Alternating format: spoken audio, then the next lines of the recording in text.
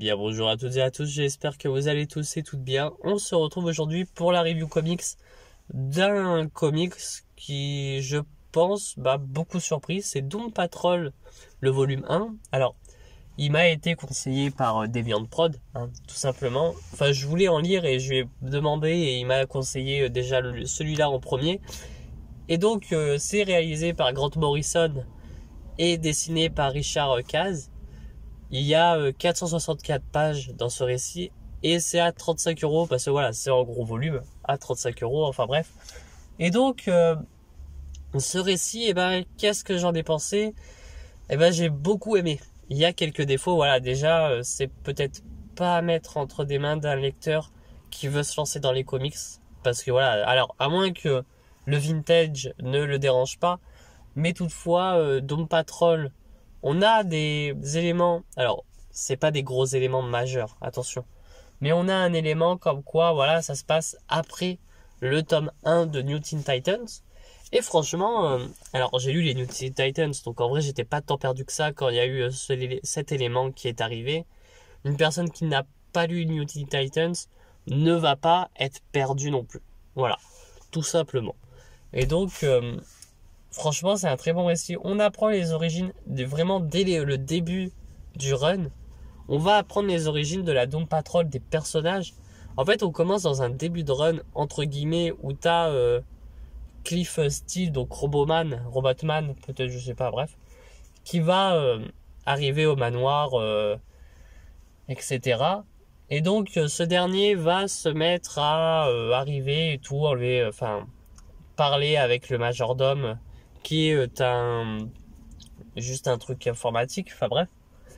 Et donc, ce dernier, en fait, au lieu on nous apprend comme quoi, voilà, il était mort, mais il est revenu à la vie grâce aux New Titans. Toutefois, il va parler et tout, il va parler au majordome. Et tout le long du de la première issue, ou la deuxième, enfin 2 issues, bref, ils vont nous faire l'origine story de chaque membre. Alors, attention, c'est les membres majeurs de la Doom Patrol. Parce que la Doom Patrol, à ce moment-là, est totalement divisée. Certains sont morts, certains ne veulent juste plus être de la Doom Patrol. Et là, on va nous parler de Rita, de Negative Man, Négatif et Negative Man, du professeur, je ne sais plus son nom, Cloder, si je me trompe pas. Enfin, il se fait nommer le chef. Et d'autres personnages dont j'ai déjà oublié le nom. Toutefois, voilà, faut pas s'attendre à des trucs urbains. Parce que la Doom Patrol, elle, ce qu'elle va faire, c'est se battre contre des choses surnaturelles. Justement parce qu'on a le personnage de Crazy Jane. Et si je me trompe pas, dans ce Crazy Jane, c'est que cette dernière est apparue dans Lois Lane, Ennemi du Peuple. Elle a rien à voir avec celle de Lois Lane, Ennemi du Peuple. Mais c'est juste que voilà, ça m'a... Juste de la voir, je suis pas sûr que c'est SOL, mais j'étais assez content. Bref, voilà, au moins on sait enfin d'où vient Crazy Jane. Et donc, dans ce récit, ils vont se battre contre des membres. Alors, il y a des membres à un moment de la Justice League qui vont arriver, mais vers la fin. Mais ils vont pas être importants pour l'histoire. Ils vont être là pour être là. Plus j'ai l'impression pour nous dire, vous voyez, c'est dans l'univers DC Comics. Mais sinon, c'est pas dérangeant. On apprend aussi comme quoi, voilà, la Doom Patrol s'est battue aux côtés de la Justice League, notamment aux côtés de Power Girl et de Superman. On nous apprend ça. Enfin bref. Et donc, la Doom Patrol va surtout se battre contre des choses surnaturelles. Ils disent que c'est des choses bizarres, inexplicables, plus des choses surnaturelles. Par exemple, ils vont devoir aller dans des dimensions. Ils vont se battre contre un méchant qui, je ne sais plus son nom du tout, mais qui est apparu dans World Finest, tome 2. Une sorte de note de musique, enfin bref. Et donc, voilà, c'est tout le run, en fait, tu t'ennuies pas du run du début jusqu'à la fin. Le volume 2, j'irai sur le volume 2 totalement. Mais là, tu vois, c'était un run qui m'a beaucoup surpris parce que Doom Patrol, c'est pas des persos, c'est pas... En fait, ça aurait pas été un récit où j'y serais allé. Mais toutefois, j'avais envie de connaître cette équipe, etc. Et j'avais envie de me dire, bah, qu'est-ce que ça pourrait donner la Doom Patrol. De toute façon, j'avais pris que le volume 1, en me disant, si j'ai pas aimé, bah voilà, j'ai le volume 1, mais j'irai pas sur le volume 2. Bah, j'irai sur le volume 2 et le volume 3. Voilà, parce que après, voilà, si j'ai le volume 2, franchement, j'irai sur le volume 3 obligé, même si ça a été nul. Enfin, j'en sais rien, hein. Ça, peut-être ça sera mieux, très bien aussi, hein. Mais franchement, le volume 1 était très très bien. Voilà, on en apprend un peu plus. On apprend comme quoi, enfin, on suit un peu des trucs surnaturels, et notamment des hommes, enfin des hommes ciseaux qui découpent en fait notre monde, etc. On va apprendre, on va suivre aussi à un moment donné une histoire avec. Alors ça, c'est peut-être le seul défaut, c'est que j'ai pas tout compris. Le moment à ce moment-là, c'est Red Jack, pardon, un ennemi de la Doom Patrol, qui se fait passer pour Dieu, qui se fait passer pour Jack l'éventreur, etc. Franchement, c'est peut-être le seul truc que j'ai moins compris, mais toutefois, ben, en fait, c'était super cool à lire, même si, voilà, j'ai pas tout compris. Grant Morrison, sincèrement, dans ce récit, il va aller à un moment donné dans ces trucs scientifiques. Toutefois, on a des personnages à côté qui, eux, ne comprennent pas et vont se mettre à le dire. Mais en fait, j'ai pas compris. Enfin, et du coup, ça va être réexpliqué plus facilement. Des moments non, mais il y a des moments où aussi ça va être expliqué plus facilement. Donc voilà, tu sens que Grant Morrison, on lui a dit et calme-toi sur les trucs scientifiques à certains moments, hein, parce que sinon, le moment où le tableau, enfin à un moment donné, t'as un tableau qui avale Paris. Enfin, le tableau se nomme comme ça, le tableau qui avale Paris. Et cet issue, pardon, tu sens comme quoi il a été en roue libre totale dans le récit. Et t'as des moments où tu comprends rien du tout. Ça parle de cavalier de l'Apocalypse. Ça parle comme quoi, enfin, plein de trucs un peu bizarres. Enfin, bizarres. Les cavaliers de l'Apocalypse, voilà, je connais, donc ça ne me gênait pas.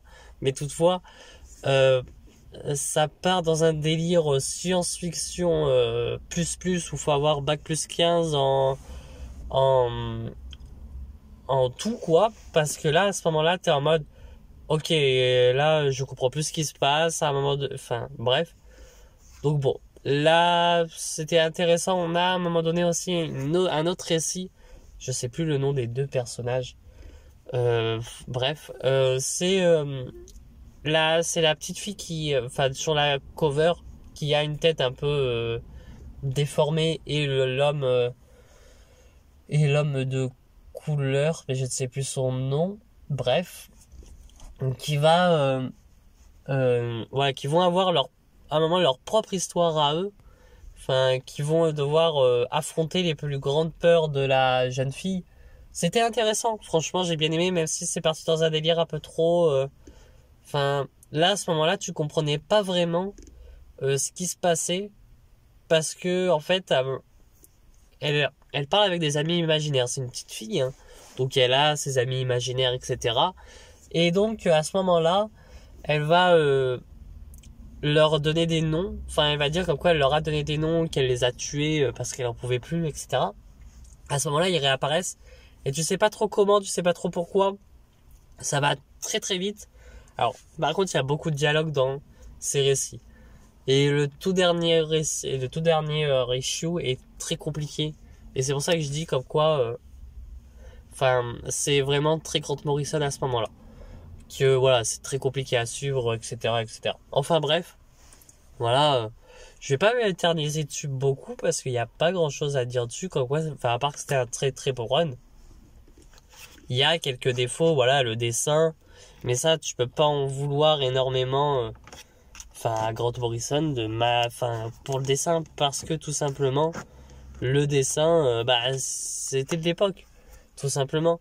Je sais que dans Dawn of DC, ce qui va sortir enfin, qui est en train de sortir, si je me trompe pas, il va y avoir de la Doom Patrol, et franchement, c'est pour ça que j'ai envie de lire un peu de Doom Patrol, parce que je me dis très clairement, en sachant que voilà, c'est des meilleurs runs de Doom Patrol que apparemment, enfin, de toute façon, ce qui est sorti de Doom Patrol était très bon.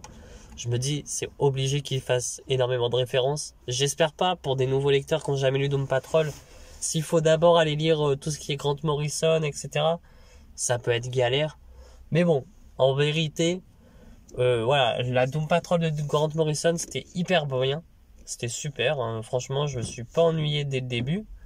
Enfin, du début jusqu'à la fin, même si, voilà, vers la fin, tu sens que Morrison s'est lâché. Franchement, il était en mode, allez, je me lâche et j'y vais à fond sur les trucs SF, etc.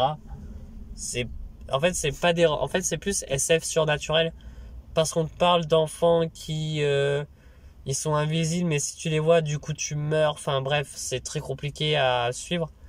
Et franchement, en plus, dans cet issue-là, il y a énormément, mais quand je vous dis énormément, c'est énormément de discours, de dialogues. Voire des discours à certains moments où ça te prend quasiment la case entière. Enfin, la moitié de la case, hein. Il y a le dessin et la moitié de la case. Et là, t'es en mode, après, il y a rien contre, mais genre, t'es en mode, mais je suis pas venu pour lire un roman, en fait. Mais bon, voilà, il y a quelques défauts. Après, voilà, les qualités, c'est que dès le début, on te parle des origines story de la Doom Patrol grâce à un membre de la Doom Patrol qui est, voilà, qui est ancien et qui, lui, va raconter un peu toutes les origines story. On va avoir, voilà, quand même des enjeux psychologiques avec Crazy Jane. On voit comme quoi, voilà, ils ont tous un problème, on va dire. Et c'est ça qui est intéressant, c'est que c'est pas en mode j'ai un problème pour avoir un problème. Et c'est vraiment, voilà, t'as Roboman qui lui était un humain à la base, qui a eu un accident, qui est devenu un robot. T'as Negative Man qui, alors, je sais que ça peut gêner, mais moi ça m'a pas gêné, qui est la fusion d'un homme et d'une femme maintenant dans ce récit, et qui va tout d'un coup, voilà, se faire appeler Ruby, et qui va du coup se mettre à parler, enfin dire comme quoi, voilà, faut l'appeler Ruby parce que c'est un homme et une femme. C'est plus Larry qui était un pilote qui était dans l'espace, qui d'un coup a eu ses pouvoirs négatifs, et je ne sais plus le nom de la femme qui, elle, était une ancienne docteure, et du coup l'ombre négative les a fait fusionner ensemble pour devenir un homme et une femme, etc. Mais c'est pas dérangeant parce qu'on n'en fait pas des caisses à ce moment-là. On dit juste que c'est un homme et une femme, mais on n'en fait pas des caisses. Voilà, on sait juste comme quoi, bah voilà, Roboman va toujours appeler Negative Man Larry, et à chaque fois, voilà, il va y avoir ce côté, enfin pas tout le temps, hein, mais va avoir ce côté où non, en fait, faut m'appeler Ruby, voilà, tout simplement. On va avoir le chef qui, on comprend comme quoi il a un secret bien gardé. Après Crazy Jane. Alors Crazy Jane, c'est le personnage qui a moult et moult personnalités. Et toutefois, en fait, il y a des moments où tu sais pas vraiment à qui c'est qui parle.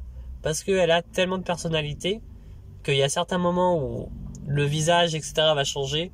Comme à certains moments, la fille va être pareil sur tous les dessins. Voilà, enfin bref, après voilà, il y a la fille qui a le visage un peu déformé. Voilà, c'est une petite fille. En vrai, ça m'a pas dérangé ce côté ami imaginaire parce que c'est une petite fille. Donc on va en apprendre, voilà, on va savoir comme quoi, vu que c'est une petite fille, elle a des amis imaginaires, voilà, elle est pas sûre d'elle, etc. Alors j'ai pas envie d'écorcher son prénom alors c'est celui qui est sur la couverture, qui est tout derrière avec le gilet rose. Et donc, j'ai pas envie d'écorcher son prénom, donc je ne le dirai pas. Je crois même pas, enfin ils le disent. Joshua, voilà, c'est Joshua. Enfin bref. Et lui, il fait partie de la Doom Patrol, il a des pouvoirs. Et donc, ce dernier va se mettre à vouloir être médecin. Mais le médecin de la Doom Patrol, il veut rester, mais il veut être le médecin. Il veut plus aller sur le terrain, il a plus envie d'être un héros. Mais toutefois, voilà, quand il utilise ses pouvoirs, c'est pour protéger les siens. Et donc voilà, on n'a plus Rita, Rita, je crois qu'elle est morte. Enfin, on nous apprend qu'elle est morte, mais dans les New Titans. Et on nous dit qu'elle est morte là aussi, si je me trompe pas. Enfin bref, voilà, un très bon run voilà, de Grant Morrison et voilà, de la Doom Patrol en général. J'irai sur le tome 2, enfin le volume 2. Voilà, et je vous ferai une vidéo sur le volume 2, ça y a pas de souci. Enfin bref, sur ce, si la vidéo vous a plu, n'hésitez pas à liker, à partager, à vous abonner. Et moi je vous dis à très bientôt pour de prochaines vidéos. Allez, ciao tout le monde.